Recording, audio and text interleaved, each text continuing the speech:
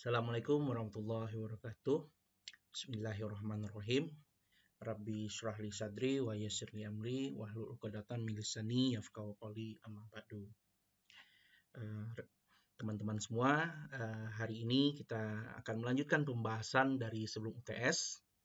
Materi kita hari ini akan membahas mengenai perancangan produk, di mana produk ini akan kita pahami setidaknya dalam bentuk barang berwujud, ya, dan layanan. Jadi setidaknya akan ada dua macam, ya, ada produk berupa barang dan kemudian ada berupa layanan. Meskipun nanti kita lihat pengertian produk tidak hanya sekedar barang yang berwujud ataupun sekedar layanan saja.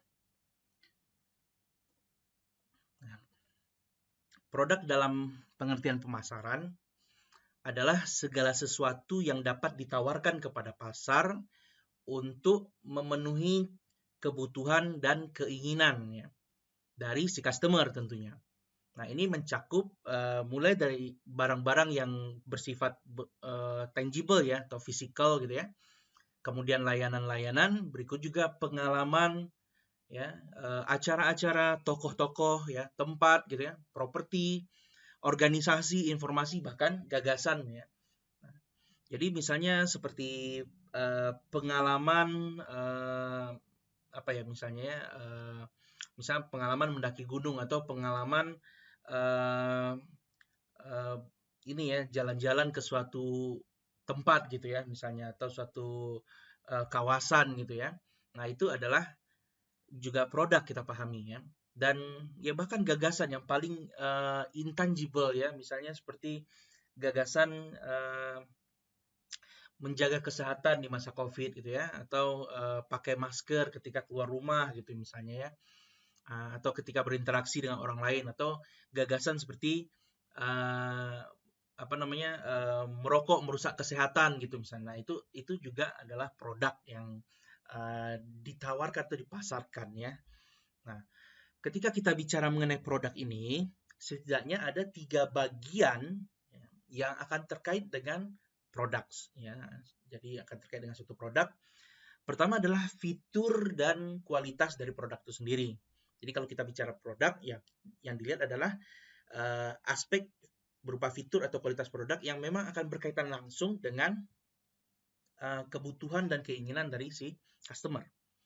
Kemudian fitur dan kualitas produk ini juga akan berkaitan dengan bauran layanan dan kualitas dari layanan dalam hal ketika produk itu di-deliver, ya, ketika produk itu dihantarkan kepada si customer.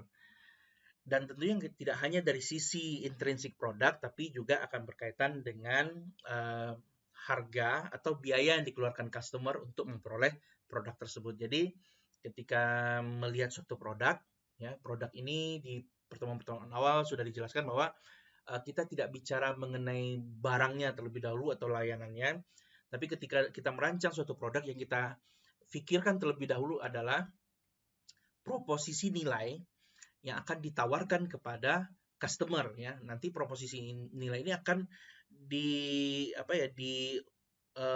dibungkus, bukan dibungkus ya, lebih tepatnya, tapi akan diwujudkan menjadi suatu produk. Nah, jadi proposisi nilai itu ya bisa berupa fitur dan kualitas termasuk dengan layanan dalam penghantaran produk itu, dan juga bisa berkaitan dengan harga. Gitu. Jadi ada 3 hal atau 3 aspek yang akan dilihat dari suatu produk, sehingga perancangan produk akan berkaitan dengan 3 aspek ini juga.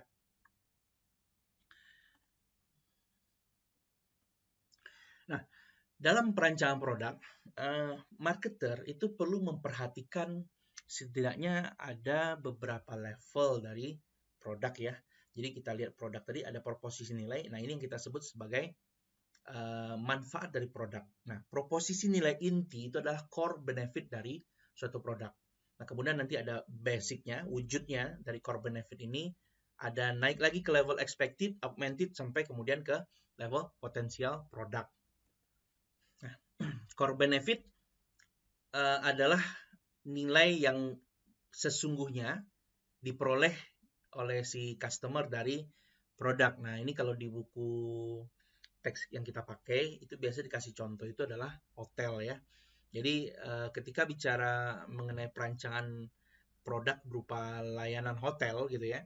Nah, yang dibeli oleh customer itu sebenarnya adalah em, tempat ya, tempat kemudian layanan terkait dengan tempat itu.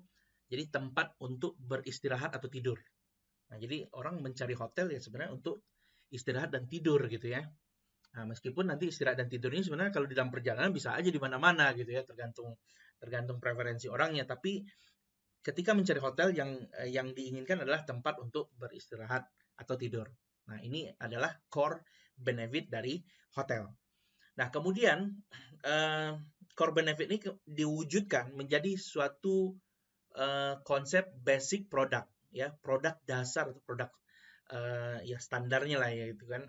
Sorry, bukan standar, mungkin dasar saja kita sebut ya, yang esensial ya. Nah, di hotel gitu misalnya, meskipun orang mencari tempat untuk tidur, ya, tapi ada hal-hal yang perlu ada di hotel atau yang menjadi dasar dari layanan hotel. Pertama itu ya kalau namanya mau tidur ya pasti ada tempat tidurnya, ya.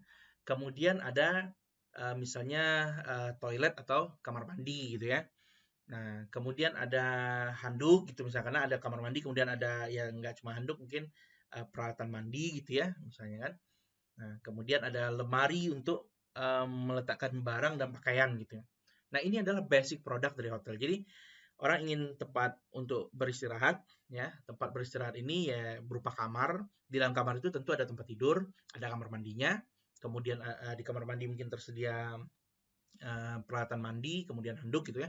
Ini adalah basic produk dari hotel. Jadi yang tadinya core benefit-nya kita kembangkan menjadi basic produk gitu. Namun pada dasarnya customer kan tidak hanya melihat sekedar basic produk ya. Tadi kita perhatikan bahwa ya customer itu tidak hanya melihat harga, tapi melihat kualitas dari produk itu sendiri dan kualitas layanan yang terkait dengan produk. Nah, maka si pemasar ini mengembangkan ke level ketiga, ya, ke level expected product. Jadi ditambahkan lagi atribut, ya, kondisi yang secara normal. Jadi expected ini secara normalnya. Ya, jadi kalau ditanya hotel itu normalnya ada apa aja gitu kan? Ya tidak hanya ada kamar, tempat tidur, kamar mandi gitu ya. Eh, kemudian ada apa tadi peralatan mandinya gitu ya. Tapi ya di dalam kamar itu ya misalnya tempat tidurnya baik keadaannya gitu ya. Kemudian peralatan tidurnya bersih gitu ya, dibersihkan setiap hari gitu ya. Nah, itu kan normalnya begitu gitu kan. Kemudian misalnya handuk ya tidak hanya tersedia handuk tapi ya handuk yang misalnya diganti setiap hari gitu ya.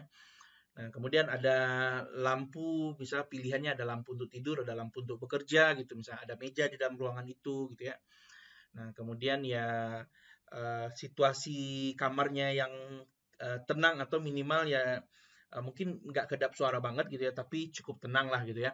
Kemudian pencahayaannya kalau siang memadai, kalaupun malam pun juga memadai. Nah, itu normalnya. Nah, yang normal ini kita sebut sebagai expected product.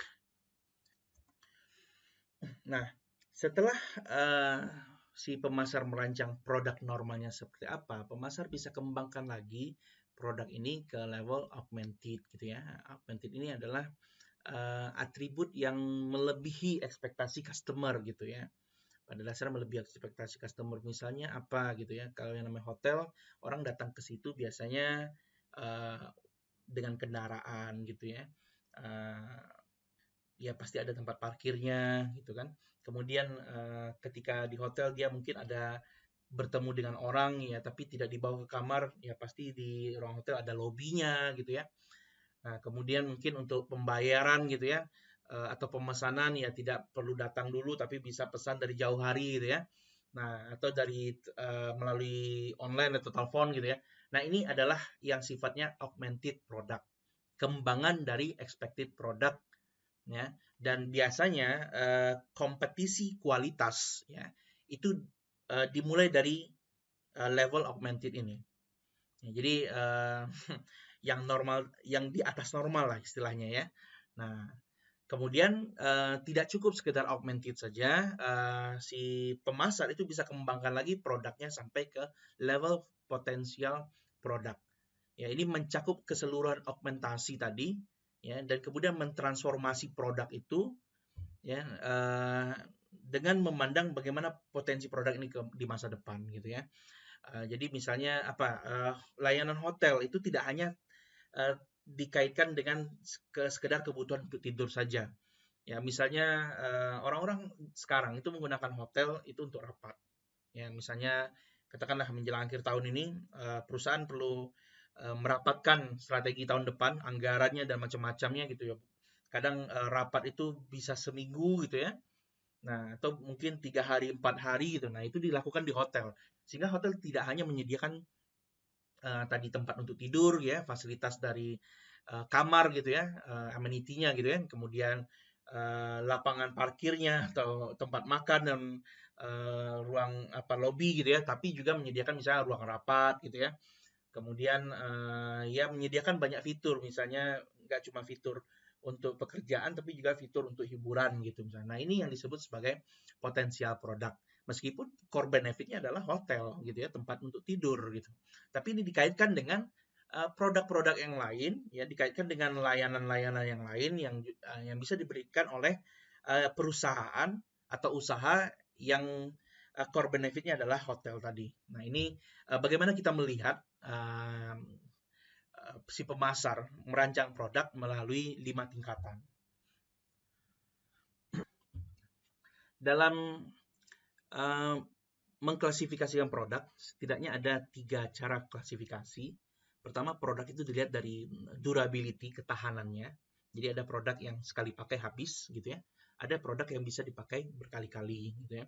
Kemudian dari tangibility, kewujudannya. Jadi ada yang berwujud barang ya, ada yang uh, sifatnya intangible ya, tidak berwujud seperti barang. Misalnya ya layanan tadi, jasa akuntan itu juga salah satu produk gitu ya.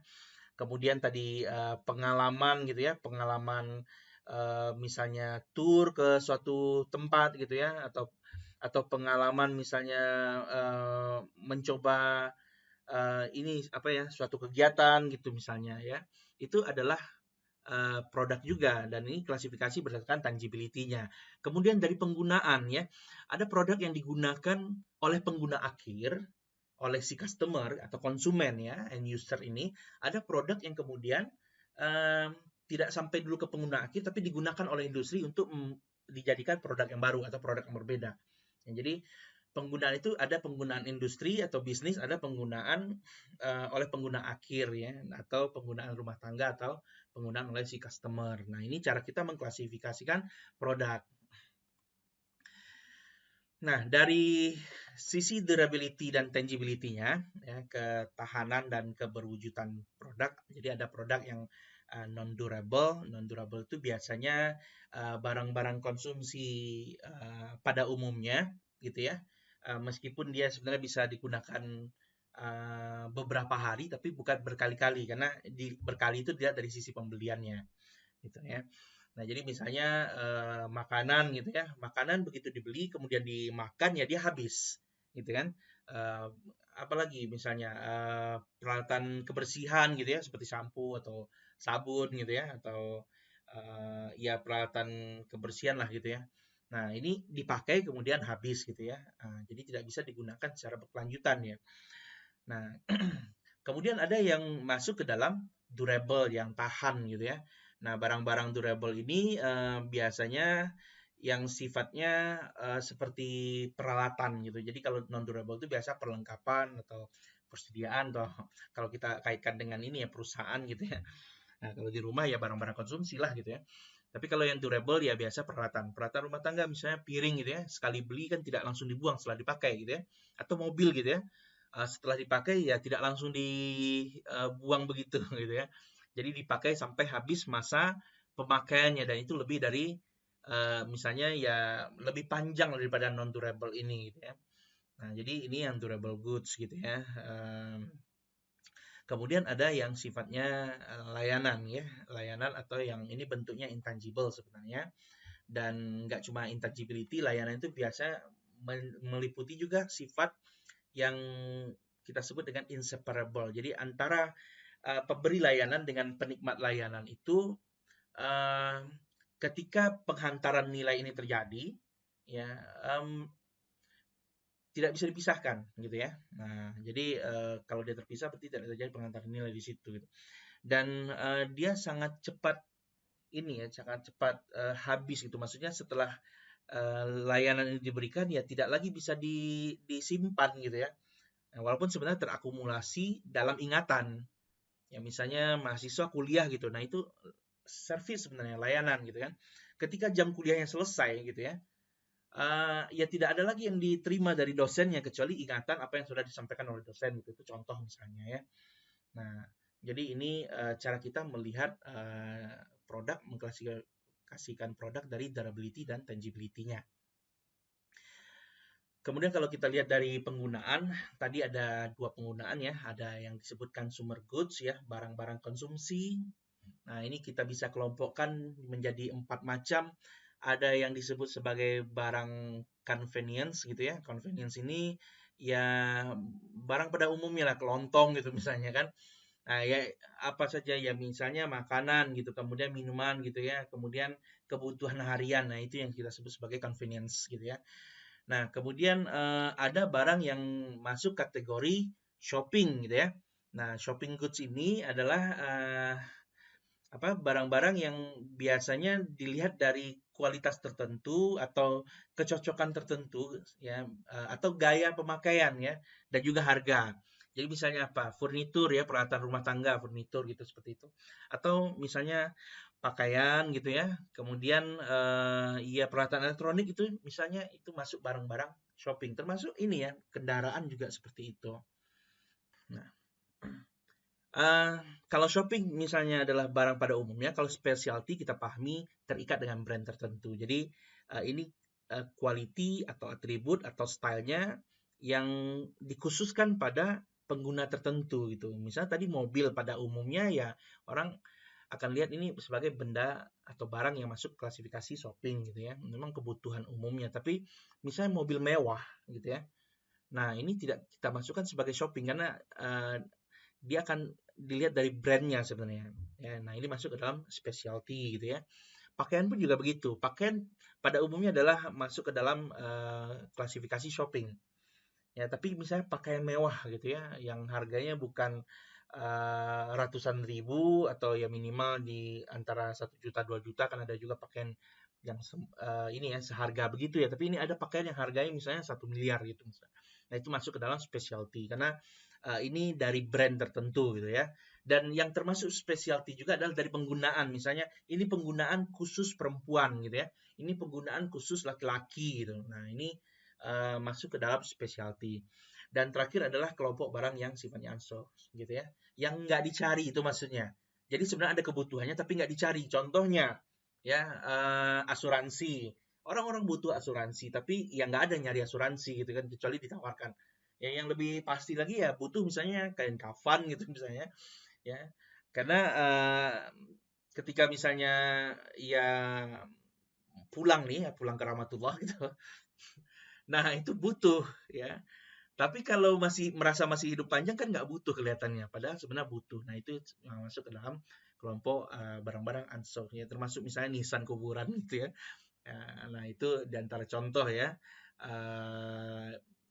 pengelompokan barang dari sisi consumer goods ya.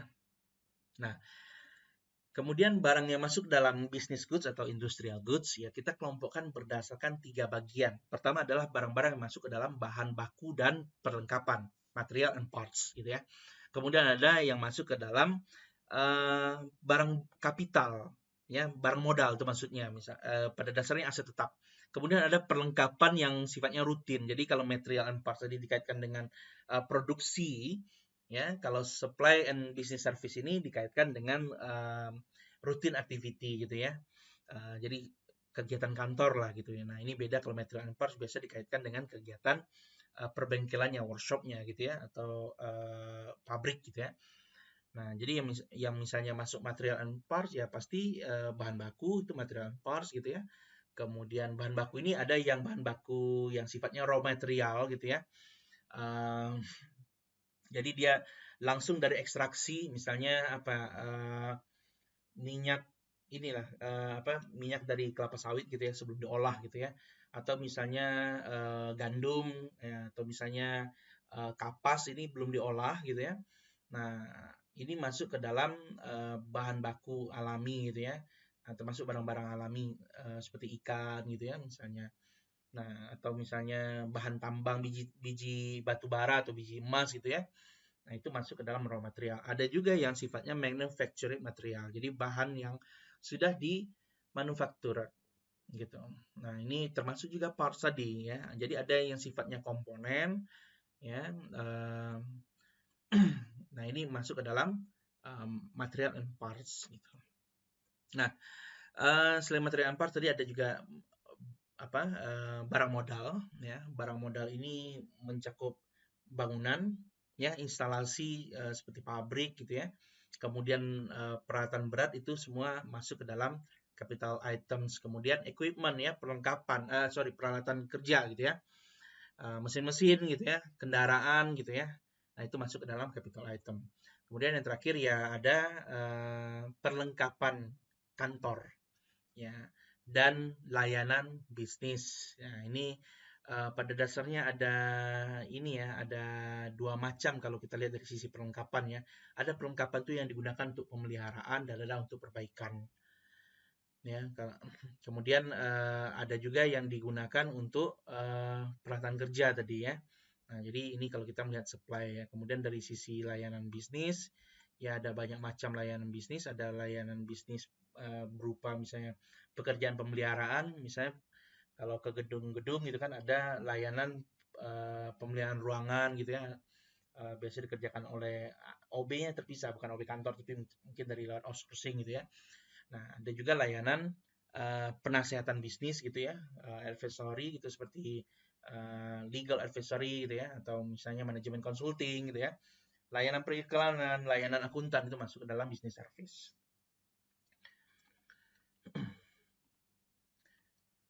Pada dasarnya kita merancang produk ya. Yang kita harapkan dari produk kita adalah adanya diferensiasi dari produk yang ada di pasar. Ya, jadi perancangan produk itu tujuan utamanya adalah memunculkan diferensiasi. Nah, di mana saja diferensiasi bisa dilakukan? Ada beberapa aspek yang dapat didiferensiasi. Pertama dari sisi bentuk. Ya, jadi misalnya bikin pisang goreng gitu ya, misalnya biasanya yang jual pisang goreng itu bentuknya kipas gitu ya. Atau misalnya ya sekedar dipotong saja gitu. Nah, ini enggak, pisangnya dibenyek-benyek dulu kemudian diubah menjadi kayak nugget gitu misalnya. Nah, ini udah bentuk tuh. Ya. Nuggetnya nggak lurus tapi segitiga gitu misalnya. Itu juga udah bentuk yang berbeda dan itu diferensiasi ya. Kemudian diferensiasi lainnya ya fitur gitu ya. Fitur itu ya termasuk misalnya rasa gitu ya, termasuk ya segala macam kualitas atau atribut tertentu lah gitu. Misalnya kayak handphone ya, zaman dulu tuh handphone yang memang dipakai untuk teleponan, jadi ada fitur teleponnya, kemudian perpesanan, ada fitur messagingnya, gitu ya. Kemudian dikembangkan, misalnya ditambahkan kamera, gitu, ditambahkan browser internet, gitu ya, ditambahkan dan macam-macam yang termakan, apalagi misalnya ada peralatan untuk ini keperluan pengaturan waktu atau apa gitu ya, misalnya kalender, kemudian jam, alarm dan macam-macam itu adalah fitur. Ya, itu adalah fitur yang ini ya, yang bisa menjadi pembeda. Nah, kemudian yang juga menjadi sumber diferensiasi adalah kualitas kinerja. Ya, jadi misalnya ada barang yang kualitas kinerjanya sangat tinggi tapi harganya juga mahal. Ya. Maka untuk menjangkau customer di menengah atau yang bawah ya, maka kualitasnya diturunkan. Itu juga bentuk diferensiasi. Ya. Nah, jadi kualitas itu bukan berarti kalau semakin tinggi itu baik juga, enggak, tergantung pasarnya. Ya, kalau misalnya kualitas tinggi ya ada pasarnya untuk pembeli yang mau kualitas tinggi dan mau bayar juga untuk itu. Ya, karena pemasar itu melihat konsumen tidak hanya yang ingin tapi mampu bayar. Ya, jadi harus dua-duanya ada, ingin dan mampu bayar gitu kan. Nah, maka performance quality ini juga menjadi diferensiasi. Kalau misalnya kebanyakan di pasar gitu ya, adalah pembeli dengan kualitas menengah gitu kan, dan mau didiferensiasi, ada segmentasi pasar yang mau beli misalnya untuk kualitas tinggi ya dikembangkan produk yang kualitas tinggi ya. Kemudian bukan hanya kualitas kinerja tapi juga termasuk kualitas konformasinya ya ke ini ke kesesuaiannya. Jadi seberapa tinggi atau seberapa cocok barang tersebut atau produk tersebut ya atau seberapa identik produk tersebut dengan kebutuhan si customer gitu ya. Nah, jadi itu bisa macam-macam.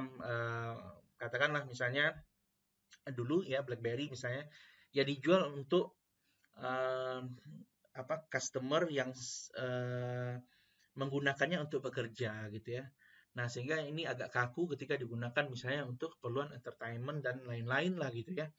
Atau misalnya handphone pada umumnya digunakan untuk komunikasi umum lah ya, misal browsing internet gitu ya, kemudian nonton YouTube dan macam-macam. Tapi ada juga yang pengguna handphone ini ternyata gamer gitu, maka dibikin handphone yang lebih cocok untuk gamer gitu ya. Nah, misalnya ya tidak mudah panas gitu ya, karena kalau sudah panas kan ya nggak cuma megang handphone yang nggak enak gitu ya, tapi juga sinyal itu biasanya mungkin karena SoC-nya kalau kepanasan ya sinyal pun juga udah nggak ini gitu, jadi lag gitu misalnya. Nah itu contoh ya, itu conformance quality gitu. Jadi itu bisa di setting dari situ. Kemudian juga diferensiasi bisa dimunculkan melalui durability, ketahanan produk gitu ya. Jadi ada produk yang misalnya dibawa kena air oke gitu kan, dibawa di ruang yang biasa-biasa pun oke. Misalnya gini, orang-orang yang suka dengan olahraga ekstrim gitu ya, mendaki gunung misalnya, kemudian hujan-hujanan atau misalnya menyelam gitu ya, itu pengen juga gitu menampilkan kegiatan mereka itu direkam gitu. Tapi kalau beli kamera mahal gitu ya, kalau beli kamera yang standar itu kemudian perlu perlengkapan yang kemudian menjadikan kamera itu tadi berikut perlengkapannya jadi lebih mahal. Nah, dikembangkanlah kamera yang durable gitu, tapi ya dari conformance quality juga memenuhi gitu kan untuk kebutuhan itu gitu kan.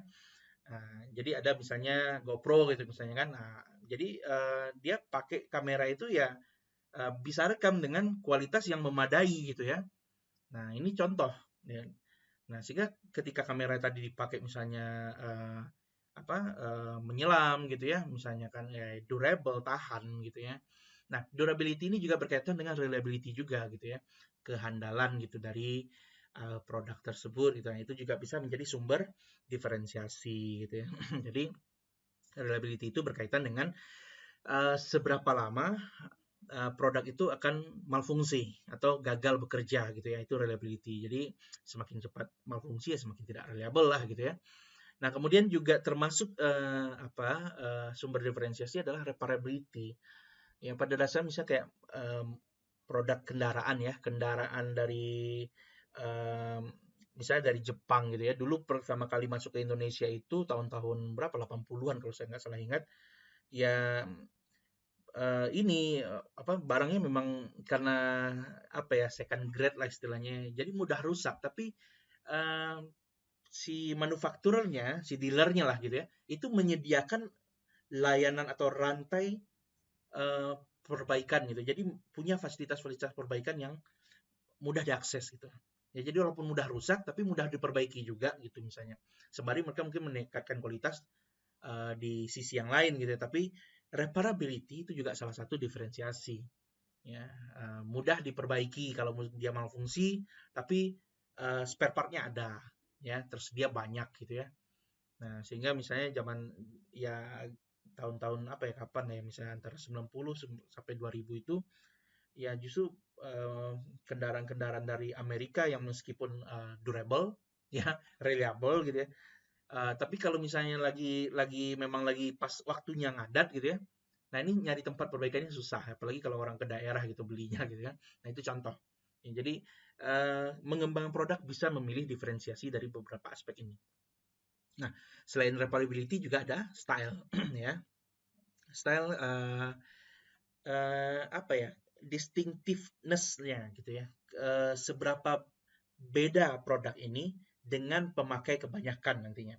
Jadi diferensiasi bisa juga memberikan itu, nilai seperti itu kepada si penggunanya.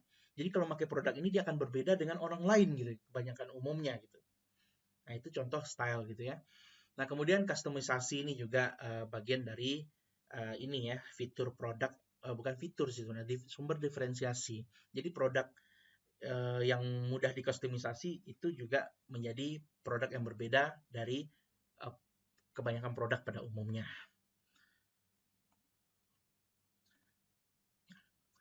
Pada benda-benda yang tangible tadi, ya, sumber diferensiasinya ya ada banyak aspeknya. Nah, kemudian untuk yang intangible atau layanan, diferensiasi itu bisa dilakukan pada beberapa aspek. Misalnya kemudahan memesan, misalnya kayak hotel tadilah gitu ya. Nah, atau misalnya zaman sekarang ketika ketika kita mau belanja online gitu ya, nggak perlu harus transfer gitu kan. Kalau dulu itu mungkin masih susah ya, mesti harus ke bank gitu untuk transfer gitu ya. Ya apalagi zamannya masih zaman ini forum jual beli Kaskus gitu misalnya. Ya. Kemudian bisa lewat misalnya Indomaret dan Alfamart gitu ya. Nah, zaman sekarang ya begitu pesan, kemudian di handphone juga tersedia aplikasi seperti OVO gitu misalnya, atau misalnya aplikasi mobile banking lah minimal ya. Nah, sehingga begitu kita pesan langsung bayar, itu contoh kemudahan untuk memesan barang gitu ya. Dan hampir semua aplikasi ini ya, aplikasi atau perusahaan-perusahaan yang mempunyai aplikasi untuk menjual produknya, misalnya kayak apa ya, misalnya Informa atau misalnya Pizza Hut atau yang lain-lain lah gitu ya. Kalau kayak Tokopedia atau Bukalapak itu memang mereka fokusnya di commerce, pasarnya gitu ya. Jadi mereka bikin pasar sebenarnya. Nah, tapi ada perusahaan-perusahaan yang dia punya aplikasi sendiri untuk memesan gitu. Nah, itu kemudahan pemesanan. Kemudian juga layanan penghantaran gitu ya. Misalnya bisa menyetel waktu kapan mesti diantar gitu ya. Ada orang yang beli tapi dia hari biasanya dia di kantor gitu, baru ada di rumah itu sore atau malam gitu. Nah, ini barang dihantarkan malam gitu. Jadi dia bisa terima langsung. Nah, itu contoh delivery. Kemudian juga misalnya diferensiasi bisa dilakukan dengan misalnya layanan instalasi gitu ya. Nah, pembeli-pembeli zaman sekarang apalagi itu kan nggak mau ribet gitu ya. Nggak apa namanya, katakanlah yang suka pegang komputer sekalipun, ketika dia beli AC dia nggak mau mikirin gimana instalasi AC gitu kan. Ya, maka biasanya perusahaan penjual AC ya dia akan tawarkan, kami punya jasa untuk instalasinya sekalian gitu ya. Nah, kemudian juga termasuk customer training gitu ya. Jadi misalnya barang-barang elektronik ya contohnya. Apalagi barang elektronik khusus misalnya yang digunakan oleh perusahaan atau industri. Nah, ini perlu training gitu. Jadi tidak hanya dibeli tapi juga ada pelatihan untuk penggunaannya. Termasuk customer consulting, karena training mungkin ya di awal gitu, tapi ketika dia pakai nanti ada hal-hal yang masih belum dia pahami atau ada kejadian-kejadian yang mungkin ini pun juga jadi feedback bagi perusahaan. Nah, itu ada layanan consulting. Nah, ini contoh diferensiasi layanan, termasuk layanan pemeliharaan, perbaikan, dan juga pengembalian kalau misalnya dalam jangka waktu tertentu ya kayak garansi gitu ya. Terjadi kerusakan ya barang bisa dikembalikan, atau misalnya jasa ini bisa diganti atau gimana lah gitu ya. Nah, ini contoh diferensiasi yang bisa dilakukan pada level service. Nah, dalam perancangan produk ya, jadi kata rancang itu bahasa Inggrisnya adalah design ya. Kegiatan sebenarnya adalah research ya, analisis gitu ya, kemudian design. Nah, atau kadang research analysis ini dipisahkan dengan desain. Jadi karena sudah ada informasi yang datang dari research dan kemudian sudah ada analisis ya, maka tindakan berikutnya adalah perancangan produk. Nah, yang disebut desain adalah totalitas dari fitur ya, yang kemudian berdampak atau mempengaruhi ya, bagaimana suatu produk itu tampil ya, atau terlihat, atau dirasakan, atau digunakan, dioperasikan, difungsikan oleh si customer. Nah, ini yang disebut dengan desain ya. Jadi segala sesuatu yang kita berikan diferensiasi tadi yang kemudian mengubah ya atau berdampak pada cara customer melihat produk tersebut, cara customer merasakan ya termasuk pemakaiannya gitu ya. Nah, jadi ini yang kita sebut sebagai desain. Nah, desain itu ada beberapa pertimbangan dalam mendesain. Pertama, pada dasarnya ya desain mestinya menawarkan fungsionalitas ya, keberfungsian atau kebergunaan. Ya percuma aja kalau misalnya hanya menekankan estetika saja tapi tidak fungsional. Nah, di sisi lain juga estetika penting. Ya, estetika penting. Nggak cukup hanya berfungsi saja, tapi tampilannya nggak menarik gitu misalnya. Ya, katakan let's say milenial gitu ya, mau beli mesin pembuat kopi gitu ya. Tapi mesin pembuat kopinya ya bentuknya kayak gitu aja gitu ya. Misalnya hambar gitu ya. Nah, nggak ada estetikanya, ya nggak benar juga mereka beli, maupun meskipun fiturnya ya luar biasa lah gitu ya. Nah, sama kayak beli laptop juga begitu gitu kan. Meskipun fitur laptopnya ya hardware-nya gitu ya, dukungan software-nya gitu ya, sudah luar biasa, tapi tampilan laptopnya misalnya kayaknya hambar banget gitu ya. Nah, itu berdampak gitu ya pada pembelian. Kemudian ya misalnya yang nyari ini fitur misalnya untuk bekerja. Ya, tapi desain laptopnya, estetikanya adalah estetika untuk daily activity atau entertainment gitu ya, kan kayaknya nggak cocok banget dibawa ke kantor gitu misalnya kan. Nah, itu ada dampaknya terhadap cara pandang, cara customer merasakan tadi ya. Jadi desain itu mestinya menawarkan fungsionalitas dan estetika secara berimbang ya.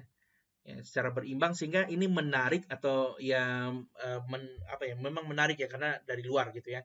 Menarik si customer gitu ya. Jadi berpengaruh terhadap aspek rasional dan emosionalnya.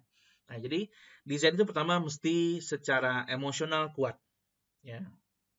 Jadi dia memunculkan cara pandang yang berbeda dan cara merasakan yang berbeda ya. Kemudian mesti mentransmisikan atau memancarkan istilahnya ya, atau menyimbolkan brand ya, makna dari brand atau positioning dari brand. Ya, jadi kalau misalnya desain tertentu gitu kan dijual murah gitu ya, misalnya desain kelihatannya mahal nih ya. Nah, kemudian dijual murah gitu, nggak nyambung sebenarnya ya. Jadi kalau misalnya mau memunculkan produk yang mahal, ya desainnya memunculkan rasa, wah ini elegan gitu misalnya ya. Ini berbeda kelas dengan, ya kita tidak bisa tutupi bahwa kelas sosial ada gitu ya. Nah, ini untuk kelas sosial tertentu, ini untuk kelas sosial yang berbeda gitu ya. Nah, kemudian ini juga bisa dikaitkan dengan barang durable gitu ya. Kemudian ya ada banyak aspek yang ini ya, yang perlu diperhatikan dari desain. Tapi kita tidak akan berfokus di situ. Yang di akuntansi yang justru lebih penting adalah memahami hierarki produk. Ya, hierarki produk ini akan berkaitan bagaimana perusahaan nantinya ya, mensistematisasi produknya, dan kemudian ini juga berdampak pada pengendalian operasi dan pengendalian keuangan perusahaan, termasuk akuntansi. Jadi kalau kita lihat produk itu bisa distrukturkan atau hierarkinya ada 6 ya. Yang paling dasar itu produk bisa dikelompokkan berdasarkan need family-nya. Jadi jenis kebutuhannya ya. Ini mengacu ke ini ya, ke levelisasi kebutuhan manusia menurut Maslow itu salah satunya ya. Nah, jadi dia menunjukkan kebutuhan dasar ya. Katakan misalnya produk keuangan gitu ya, yang ditawarkan ini adalah rasa aman gitu. Nah, jadi itu kalau masuk kelompok need, family-nya memberikan rasa aman, ini kelompok pengelompokan produknya. Lalu di atas need family ada level yang namanya product family, kelompok produk ya. Nah, jadi ini adalah seluruh produk. Jadi kalau kita katakan ini masuknya kelompok yang mana gitu ya. Nah, jadi kalau dia memenuhi core needs tadi, ini ya basis emosionalnya. Nah, sekarang yang kebutuhan dasarnya ya. Jadi memenuhi semua kebutuhan dasar secara efektif gitu, itu masuk dalam produk pemilih. Misalnya tadi memberikan rasa aman. Contoh produknya ya masuk dalam produk pemilih misalnya adalah tabungan ya, dan misalnya rekening untuk passive income gitu misalnya. Nah, kemudian naik di atas ada produk kelas ya. Nah, ini pengelompokan produk dalam produk family ya, yang diakui mempunyai fungsi tertentu ya, yang koheren dengan produk family-nya. Ya, atau kita tidak bisa juga menyebutnya bukan kelas produk tapi kategori produk. Misalnya tadi, ya, need family adalah rasa aman. Kemudian produk family-nya berupa tabungan dan pendapatan, gitu ya. Ya, kategori produknya adalah instrumen keuangan. Nah, itu contoh. Ya, jadi kita bisa bilang kelas produknya instrumen keuangan. Jadi cara kita menstrukturkannya begitu, kita masukkan satu persatu.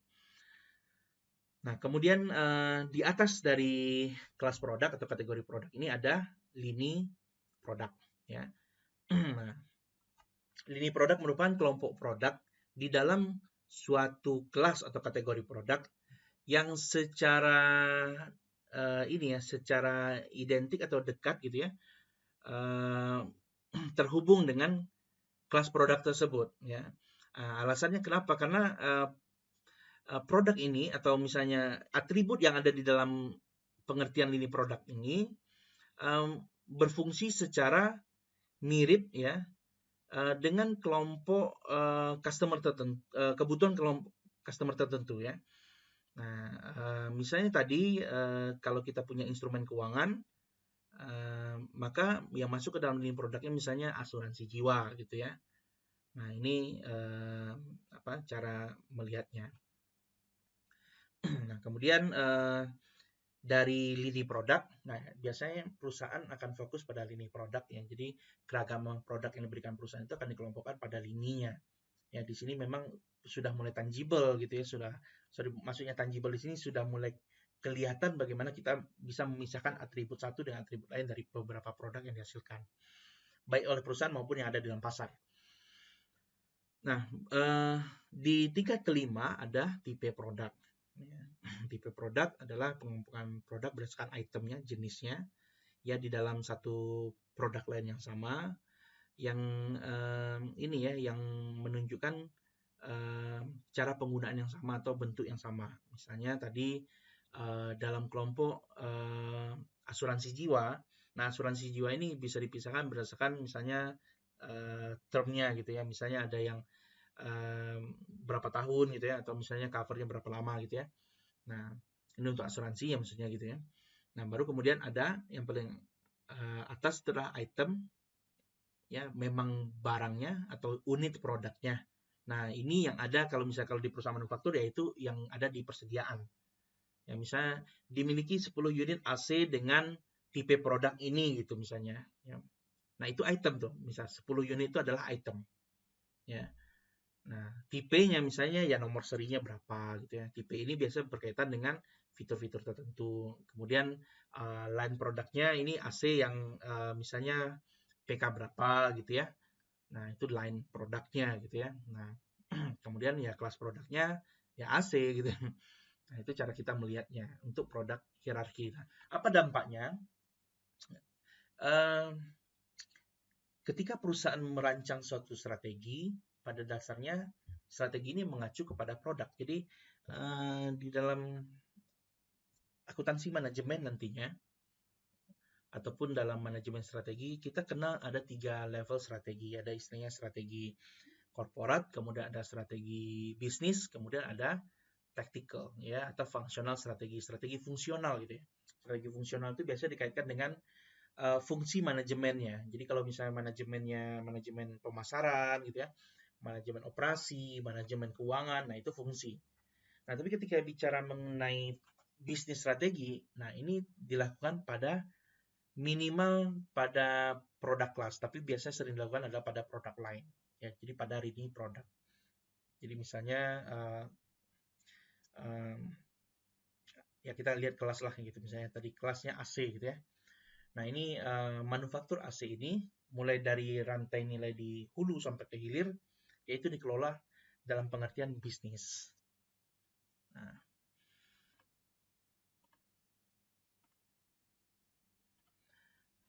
terkait dengan penstrategian tadi, pada dasarnya perusahaan mempunyai sistem produk di dalam mengelola produk-produknya.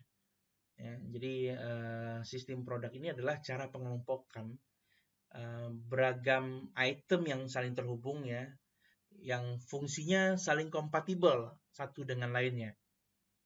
Ya, jadi ini yang disebut sebagai sistem produk.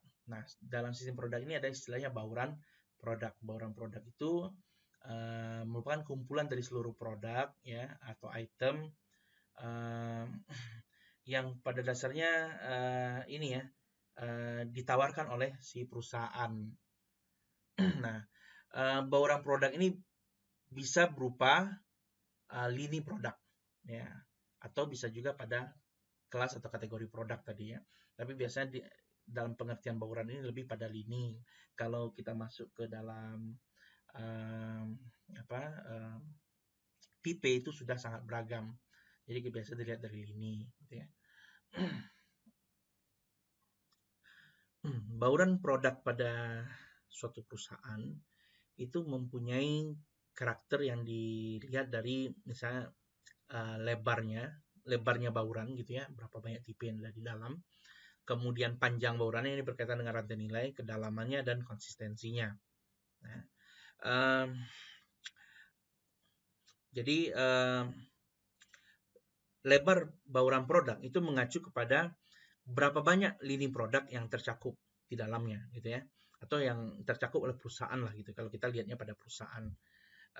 Kemudian panjangnya bauran produk ini mengacu kepada jumlah item ya yang ada di dalam bauran tersebut. Ya, jadi kalau dijejerkan gitu ya misalnya item semuanya. Kemudian kedalaman dari bauran produk gitu ya, ini mengacu pada seberapa banyak variansi ya yang ditawarkan dari setiap lini ya. Jadi ini tipenya gitu, dan kemudian konsistensi ini mengacu atau menjelaskan seberapa dekat hubungan dari masing-masing produk yang ada dalam atau antar lini tersebut ya. Jadi gini, misalnya Samsung ya, Samsung mempunyai divisi home appliance. Ini adalah kategorinya, kategori peralatan rumah tangga. Di dalam home appliance ini ada lini misalnya AC gitu ya, ada lininya TV, kemudian mesin cuci gitu ya. Anggaplah 3 itu gitu ya. Nah, ketiganya saling dipakai dalam rumah gitu. Nah, jadi dalam lini AC nanti ada tipe-tipe AC gitu ya. Nah, lini AC ini pun juga bisa dipisahkan dari beberapa fitur juga itu, tapi kemudian kadang diberi nama dalam bentuk tipe gitu kan. TV juga begitu, kemudian mesin cuci, kulkas juga gitu ya. Nah, keseluruhan ini disebut sebagai bauran produk. Nah, ditempatkan misalnya manajemennya bisa berada di divisi biasanya gitu ya. Nah, jadi itu cara kita melihatnya. Sehingga pada dasarnya konsistensi itu mengacu pada seberapa dekat penggunaan atau fungsi dari masing-masing produk itu secara bersamaan. Kemudian juga bisa dilihat dari tidak hanya pada penggunaan akhir tadi, ya, tapi juga bisa dilihat dari sisi kebutuhan produksinya. Ya, misalnya gini ya, produk sampo dan produk coklat itu bisa saja dia berada dalam satu bauran yang sama. Karena rantai produksinya mirip gitu ya. Atau ada yang dari rantai produksi itu yang bisa terhubung dalam dalam kegiatan yang agak panjang gitu rangkaiannya gitu. Jadi oke lah mungkin sabun bahan bakunya berbeda atau sampo berbeda bahan bakunya dengan coklat gitu ya. Atau sabun dengan coklat deh gitu, sama-sama padat gitu ya bisa keluarannya. Nah, tapi kegiatannya ya mulai dari mengaduk ya, kemudian setelah diaduk dicetak, kemudian setelah dicetak di package ya dikemas gitu ya misalnya. Jadi lini assembly ya, ini lini operasi bukan lini produk maksudnya. Nah, lini operasinya ternyata ada 3 yang sama. Maka dia bisa dikelompokkan sebagai bauran yang sama pada dasarnya. Ya, ini dari sisi produk produksinya ya. Nah, jadi itu juga mengacu konsistensi, istilah konsistensi dalam bauran produk. Termasuk juga rantai distribusi, ya. Produknya ada sampo, ada sabun gitu misalnya, ada sabun mandi gitu ya, ada sabun cuci gitu ya, misalnya ada deterjen gitu ya. Nah, dan ini didistribusikan dalam satu rantai distribusi yang sama, ya baik itu mau grosiran gitu atau retail gitu ya. Nah, itu juga bisa dinyatakan sebagai konsistensi dalam bauran produk.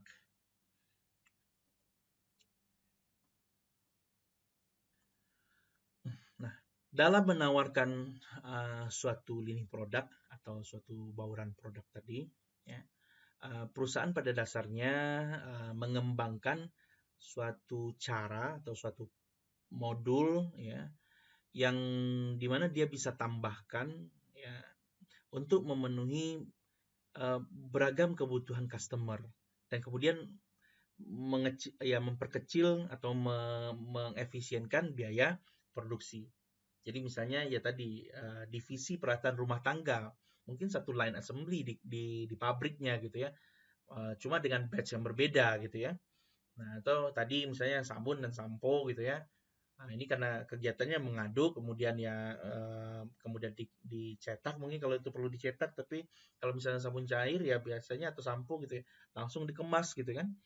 Nah, jadi yang membedakan mungkin cuma batch operasinya saja, batch produksinya saja, tapi rantai assembly-nya sama gitu ya. Nah, jadi dia bisa tambahkan, oh ini produk ini bisa dimasukkan gitu ya. Nah, dalam mengelola ini si manajer lini produk gitu ya, itu perlu memahami bagaimana produk ini dijual dan keuntungan dari masing-masing uh, tipe gitu kan, atau item di dalam produknya gitu, dalam lininya tersebut gitu ya. Nah, sehingga dengan melakukan analisis dia bisa tentukan yang mana yang masih bisa dipertahankan, yang mana yang harus dihentikan gitu kan, yang mana yang harus dibuat baru gitu kan. Nah, ini semua masuk ke dalam kegiatan yang namanya manajemen lini produk gitu. Nah, eh, analisisnya dilakukan dengan nama analisis lini produk gitu kan. Nah, contohnya misalnya pada gambar yang ada ini, misalnya satu perusahaan dia punya 5 jenis produk ya, 5 item produk gitu ya dalam lini tersebut ya.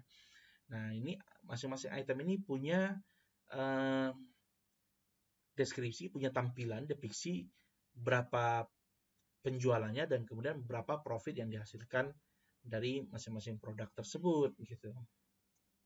Nah, di dalam gambarnya kita bisa lihat bahwa misalnya produk pertama gitu ya, ternyata produk pertama ini berkontribusi hampir itu berapa, 50 mungkin ya, 50% gitu ya. Ya, hampir 50% dari penjualan dan profit perusahaan itu dikontribusikan oleh produk pertama. Produk kedua yaitu sekitar 30% ya dari ini. Nah, sehingga ya berdua saja itu mungkin sudah 80% dari total penjualan dan profit perusahaan.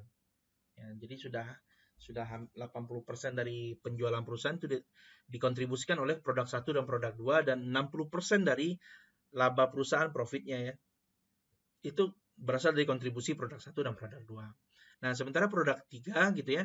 Ya dia mungkin sekitar 10% dari total penjualan, tapi ini berkontribusi untuk labanya 20% gitu ya. Nah, nanti ini dikumpulkan, dianalisis mana produk yang sustain atau menguntungkan lah dalam jangka panjang untuk dijual gitu ya. Mana yang kemudian ini kayaknya dalam jangka panjang tidak lagi menguntungkan, atau ya ini membebani produk yang lain untuk ini ya, untuk penjualannya atau untuk produksinya gitu ya. Nah, sehingga ini cara melakukan analisis salah satunya ya. Nah, termasuk juga dalam menganalisis lini produk, tidak hanya dilihat dari ini ya, kinerja produk di dalam, tapi juga dilihat dari peta persaingan di luar. Ya. Nah, ini misalnya contohnya, ini contohnya pada industri kertas ya, ini dari bukunya sih saya ambil. Biasa kertas itu di pasaran dibagi menjadi berdasarkan beratnya gitu ya. Kalau di kita mungkin ada 70, 80. Nah, ini ada yang 90, 120, 150 dan 180 gitu ya. Nah, kemudian dari sisi kualitas finishingnya ada yang rendah, medium dan tinggi. Nah, perusahaan atau si lini manager gitu ya, itu bisa analisis bagaimana peta persaingannya. Jadi dia bisa kelompokkan berdasarkan misalnya pada kelompok kertas dengan berat 180 gitu ya, dilihat dari finishing quality-nya di situ, ternyata kompetitor atau perusahaan A gitu ya, itu masuk ke dalam pasar dengan 2 jenis produk. Jadi dia masuk dengan produk medium dan masuk juga dengan produk yang low finishing quality gitu ya, untuk yang extra high gitu ya. Nah, B juga punya 2 macam gitu ya. Ya, jadi dia juga masuk tapi di sisi low dan high, dia nggak masuk di medium gitu ya. Nah, sementara kalau perusahaan yang si analis ini ya dia masuk di dalam kelompok high 150 gitu kan pada medium. Nah, di situ nggak ada saingannya, dia hanya sendiri aja gitu ya. Nah, jadi ini cara melihat pengelompokan sehingga si dini manajer bisa lihat ini kompetitor yang utamanya siapa gitu ya. Nah, kemudian nanti akan bersaing dengan cara apa? Karena ini beratnya kertas, kemudian finishing quality-nya adalah atribut utama yang dilihat gitu. Nah, nanti akan menambahkan diferensiasinya di mana.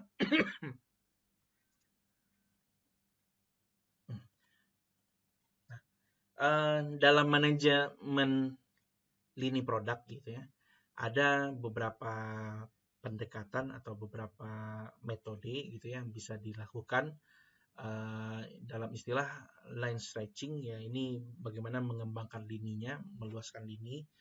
Itu bisa down market stretching atau up market stretching atau two way ya. Kalau down market itu berarti ya dari posisi tinggi gitu kan, tadi yang misalnya high quality turun ke masuk ke medium atau low gitu ya, atau up market ya naik ke atas gitu ya, atau dua sisi karena dia mungkin lagi di tengah gitu kan. Nah, itu line stretching pada dasar kita memahaminya begitu. Kemudian ada juga pendekatannya line filling. Ya, jadi lini itu ditambah isinya. Jadi ditambah misalnya dengan tipe atau item yang baru gitu ya, yang berbeda dengan yang sudah ditawarkan. Nah, ini yang namanya line filling gitu ya. Kemudian juga ada pendekatan modernisasi. Nah, modernisasi ini ya dengan misalnya merancang kembali atau ya merancang kembali lah gitu ya, agar sesuai dengan keadaan terkini, kebutuhan customer terkini ya, produk-produk yang ada di dalam line-nya ya, itu line modernisasi. Kemudian ada line featuring, mengembangkan fiturnya, meningkatkan fiturnya. Ada juga yang disebut sebagai pendekatan line pruning, jadi ini dipangkas. Jadi pangkas misalnya begini, ada 5 produk gitu ya di dalam lini tersebut, kemudian salah satu produk ini malah jadi beban buat 3 atau 4 produk lainnya ya, maka dia perlu dipangkas supaya tidak membebani keuntungan perusahaan gitu. Nah, ini yang disebut sebagai pendekatan line pruning. Demikian materi hari ini. Ya, jadi meskipun sudah diupayakan untuk menjadi lebih ringkas, tetap aja ternyata videonya 1 jam ya. Silahkan dipelajari kembali apa yang sudah disampaikan, diidentifikasi apa saja konsep yang sudah disampaikan dalam video ini, kemudian dicari definisinya, dan silakan dituliskan baik konsep-konsep yang sudah